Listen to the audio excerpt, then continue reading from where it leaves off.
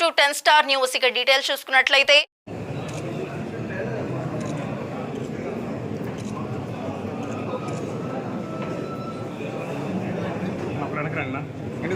చేసినటువంటి electronic media, print media సోదరులకు అందరికి కూడా నమస్కారాలు తెలియజేస్తూ, వెంకటగిరి నియోజకవర్గ ప్రజలు మాకు 16,294 ఓట్ల మెజార్టీ ఇచ్చినందుకు వాళ్ళందరికీ కూడా రుణపడి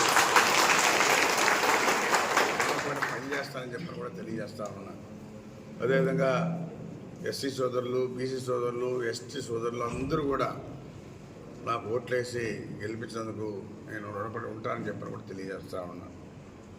అదేవిధంగా అభివృద్ధి నా యొక్క ప్రధాన లక్ష్యం. నేను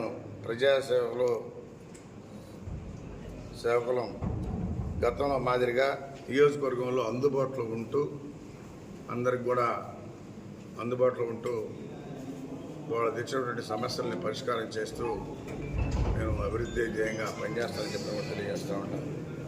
అదేవిధంగా ప్రజావేదిక అపోజిషన్ పార్టీ ఎప్పుడైతే ప్రజావేదికని కూల్చాడో ఆ రోజే అది కక్షాదింపు ప్రారంభించి ప్రజా వ్యతిరేకతను ఓటు కట్టుకున్నాడు జగన్మోహన్ రెడ్డి. అదేవిధంగా